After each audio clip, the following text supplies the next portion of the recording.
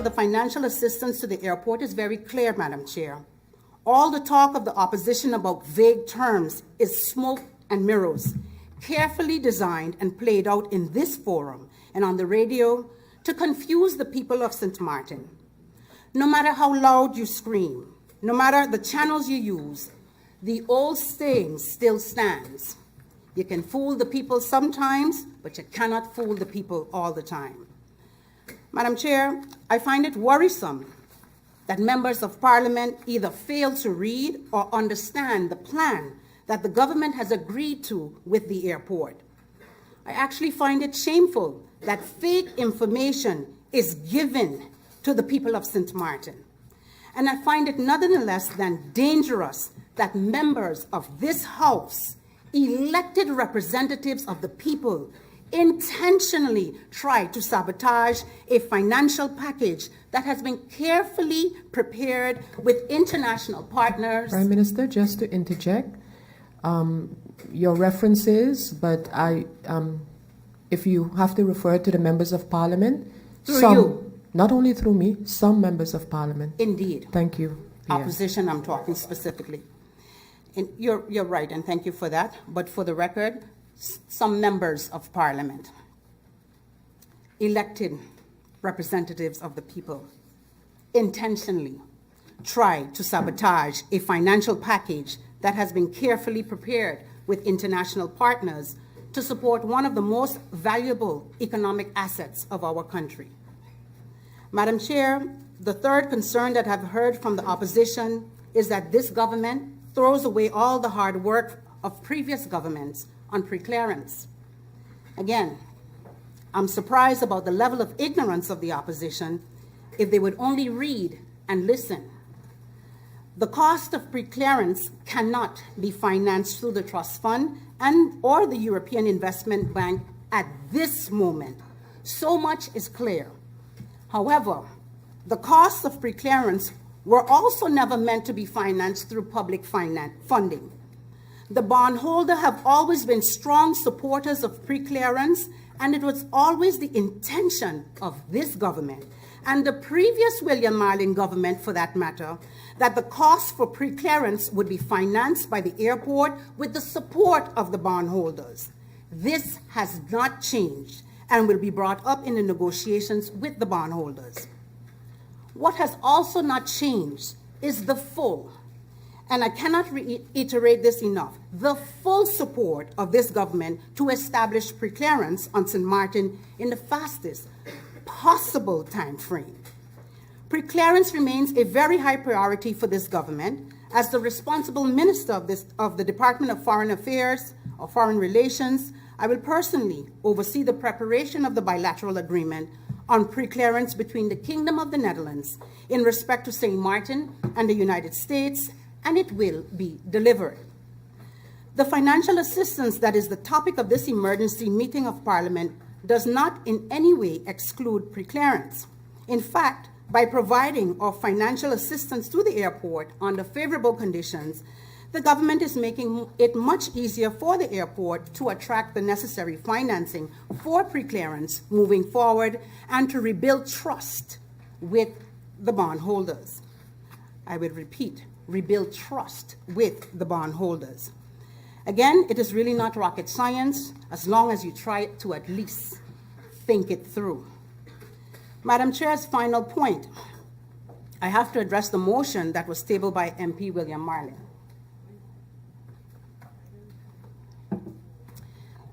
And I will state, despite the negativity, the complots, the misleading talks filled with untruths to tarnish my character and name, I want to make it clear to the opposition that nobody, and I say nobody, can hurt me without my permission. I will not be wavered by shallow attempts to discredit me. My conscience is clear. Hands are clean.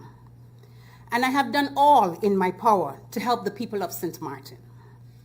No matter the outcome, I can walk with my head up high. As I have acted I have acted very transparent, open, in an integral manner, and I have stayed the course. I have secured the establishment of the trust fund, and I have personally overseen the preparation of over more than 100 million worth of reconstruction and resilience projects that will be implemented in the coming years. We are surfing on a high wave as a country, and despite the challenges that Irma and Maria brought us, we are doing better than expected. Despite the time that it took to start the projects, we have made tremendous progress, and with the establishment of the National Recovery Bureau, 2019 will be the year of implementation. I have always been ready to work with any member of Parliament to deliver on the National Recovery and Resilience Plan and to ensure that this government retains the confidence of the people. Has it been challenging? Yes. Has it been tough? Indeed, it has. But tough times don't last. Tough people do. So now it's time for the Parliament to decide. We can ride out the wave and finally execute the projects that have gone through tedious planning and vetting. Or let the country and the cooperation with the World Bank crash with no alternatives in sight. Madam Chair, fact is, we are still in a recovery stage. This is no time for playing politics. I believe the people of St. Martin deserve better.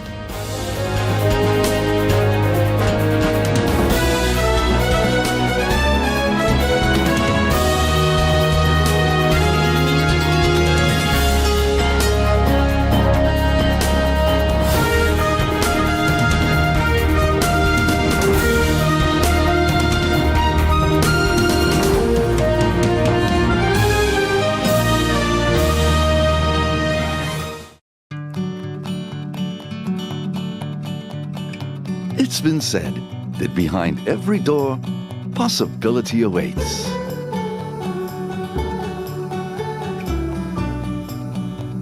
How much possibility depends on which door you open first. Every day, we help our customers discover the possibilities in their lives. It all starts with a conversation. Scotiabank. Discover what's possible. GEBE has been faithfully serving the communities of St. Martin, powering your home and our economy. Come rain or shine, our qualified team of professionals are working hard 24 hours a day to provide you and your family with safe, reliable electricity and water. We use the latest technologies and test our products daily to maintain the highest international standards. Our friendly staff is always there to assist you, whether in person, over the phone, or online. We are committed to constantly improving our products and services, making them more efficient, effective, and environmentally friendly to serve you better today and our next generation of clients tomorrow. GEBE, powering a brighter future. Our friend Megawati is here with tips to save you energy. 1. Turn your airco temperature up. 2. Use a ceiling fan instead. 3. Buy energy-saving products. Save some green with NV.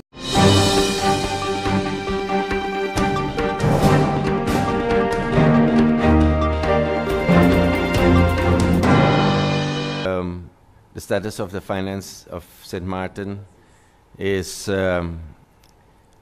we are in a deficit. That is the status. And what we are doing, though, is monthly we can show that we are progressing to eat away at that deficit. Country St. Martin is moving, slowly but steadily into the right direction. And as the financial recovery plan written by my ministry, if we can put that to work the way we have foreseen, this trend will continue, and hopefully by 2021, 2022, we should be able to show first surplus on our budget. But having said that, maybe it's also good to share with you. I really would like for the people to realize that Country St. Martin is still in a state of emergency. And what concerns me at times is that I see around me that it's, business as usual. And it is not business as usual. This government is working really hard to make ends meet and to reach that point of surplus ASAP. But in society, it is like, nothing ever happened. But we are confronted on a daily basis with the downside of the hurricanes that struck our island. So this is still an emergency state. So having said that, I would like for the people of St. Maarten, the government apparatus, and everybody there to continue bearing the responsibility to get our country on track as soon as possible. And we can go around and it looks all nice and the ships are in and the planes are coming in. With all that money, we are catching up of huge outstanding debts. And you see already that people want to discuss pay raise and, with all due respect, how are we going to finance? Just to name an example. So again, Mr. Brown, thank you for the question, but we are still in a state of emergency, also financially. Minister Smith, quite recently there was an incident at one of the schools where a student stole a car from a teacher. What is ever going to happen with that case? We understand it's been under investigation. What are your thoughts on this? Thank you, Mr. Bishop. Indeed, that incident took place. The student is, according to school regulations, has been suspended, and that is being reviewed by the Division of Inspection also as to the future of this student. We're working with the school. For example, tomorrow and Friday, there will be a training program for all teachers whereby they would receive training in behavioral management, how to deal with children in the classroom, on the playground. And we are also looking at other things that we'll be doing with that school to ensure to improve it and to bring it up. But the investigation is ongoing, and as soon as the results are completed, we'll be able to finalize that aspect with the student.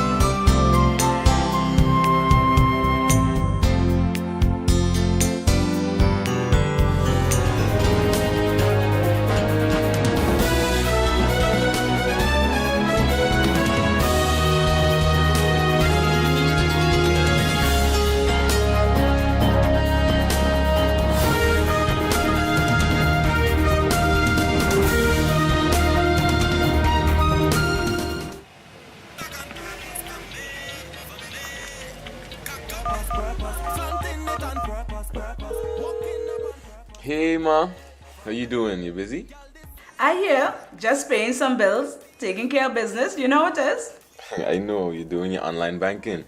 I don't have to stand in those long lines to pay bills. I can transfer when I want. I can check my account wherever. It's like the bank open 24/7. I even here checking the statement right now as we're talking. How's Miami? Well, that's why I'm calling. I'm finishing up a few songs now, but I'm afraid that studio time might be more than I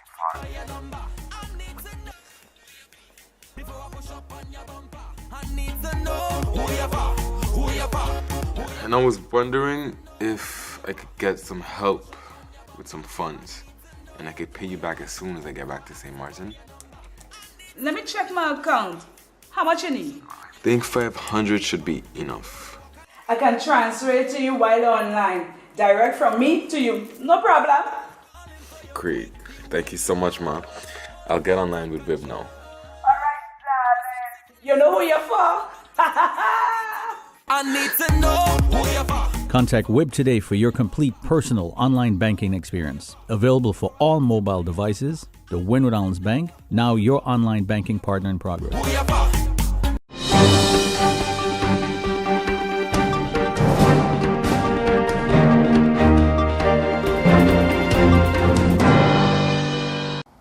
In our press conference on Valentine's Day, we informed you about the meeting we had with the platform of healthcare providers.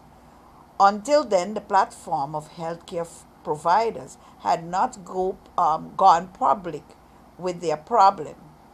In the Daily Herald of Monday, the platform of healthcare providers was quoted to have provided the government with 2 more weeks to pay the arrears. Those are bills based on old tariffs. The healthcare providers also want a rate increase for healthcare providers' services. According to them, it is impossible for their employees to get a cost of living adjustment, COLA, without a rate increase. Some OZR and SZV rates are more than 20 years old.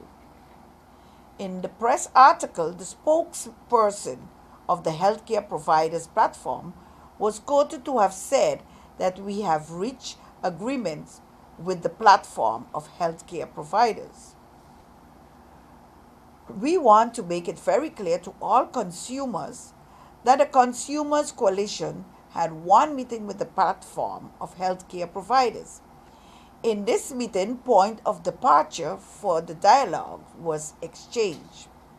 Opinions on how the payment arrears could be handled were exchanged.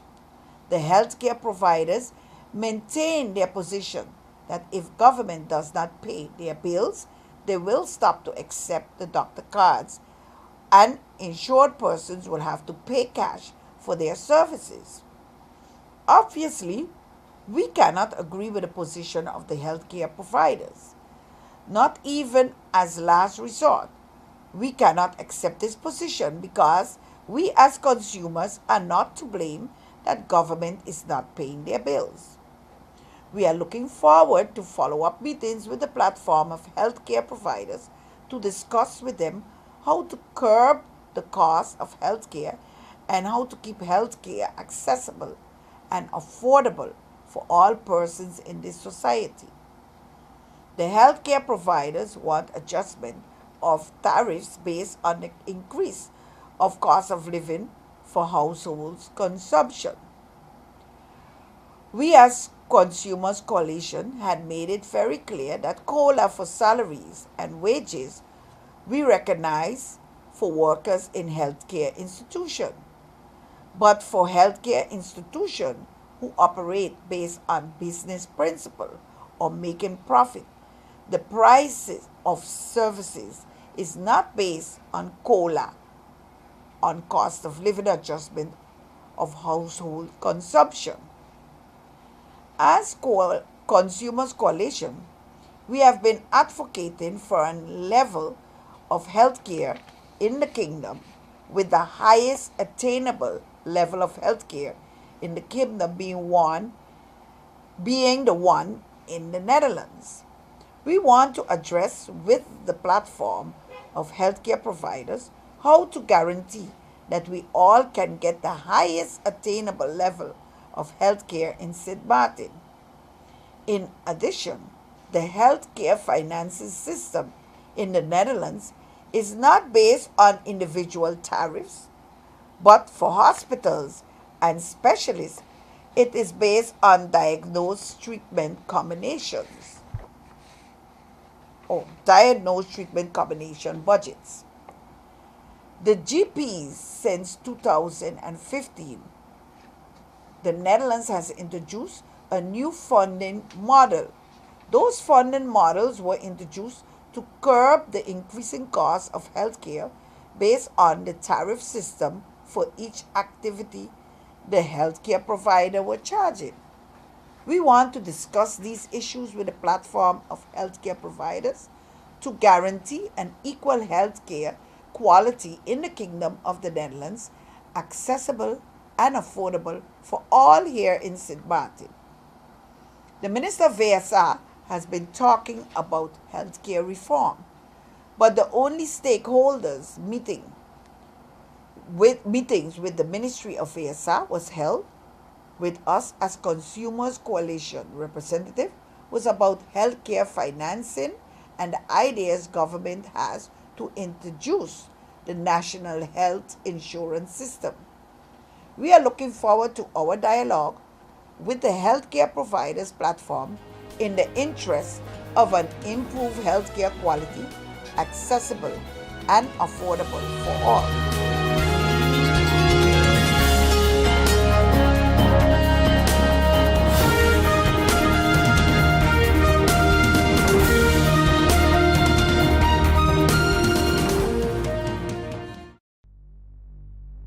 Hello St. Martin, my name is Stephanie Medina and I play football with the Walichi Women's Soccer team.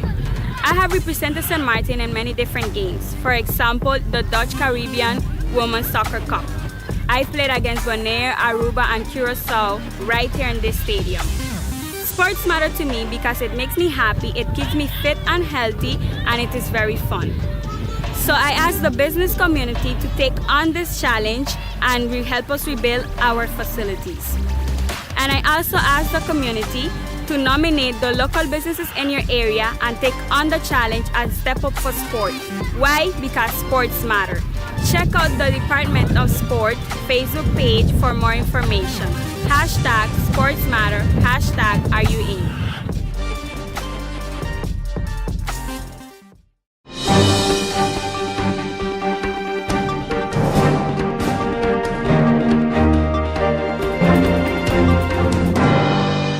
In het Ramada Hotel heeft op zaterdag 9 februari 2019 de officiële kennismaking tussen de parlementen plaatsgevonden. De voorzitters van de parlementen uit Aruba, Curaçao en Sint Maarten hebben hierbij een korte toespraak gehouden over de verwachtingen van het parlementair overleg. DNA-voorzitter mevrouw Jennifer Simons heeft als laatste spreker de leden toegesproken en officieel verwelkomd. Het eerste parlementair overleg zal op maandag 11 februari 2019 plaatsvinden. In deze aflevering van Update hebben we een vraaggesprek met de 4 voorzitters. Ten eerste is het inderdaad dringend nodig dat ons contactplan vernieuwd wordt. Want vroeger hadden we een contactplan met Suriname, Aruba en de Antillen. Maar de landen die hebben nu een eigen status in het Koninkrijk. Dus hun status als land is veranderd. Je kan zeggen, ze zijn nu geworden wat Suriname voor de onafhankelijkheid was. Dat is een statuut wat we hadden met het Koninkrijk. Zoiets is daar. Dus er zijn landen binnen het Koninkrijk. En dat betekent dat juridisch gezien ons contactplan moet veranderen. Dat is 1. We spraken er al lang over dat het een beetje was gaan slapen. En na mijn laatste bezoek aan Panama heb ik dus ben ik gestopt in Aruba en Curaçao. Ook op verzoek van die landen. En zij hebben eigenlijk het initiatief genomen om Suriname ook te vragen van, kunnen we niet samenwerken. En dat was iets wat Suriname ook wilde. Dus tijdens die gesprekken zijn we al vlug tot de conclusie gekomen dat we dat inderdaad moeten doen. Niet alleen op parlementair gebied, maar ook wanneer we kijken naar landbouw, we kunnen kijken naar handel en andere zaken. De landen zijn toeristische landen, Suriname heeft een heleboel landbouwgrond. Als je even nadenkt zou je kunnen zien hoe we elkaar zouden kunnen ondersteunen en elkaars ontwikkeling zouden kunnen ondersteunen. Dus we hebben toen besloten om als eerste stap ons contactplan te vernieuwen. En na wat overleg is gebleken dat Suriname dat het best kon organiseren. En toen hebben we gezegd dat we dat zouden doen. Het parlement heeft het goedgekeurd. En we zijn dus vandaag zover dat de voorzitters van de 3 landen hier zijn.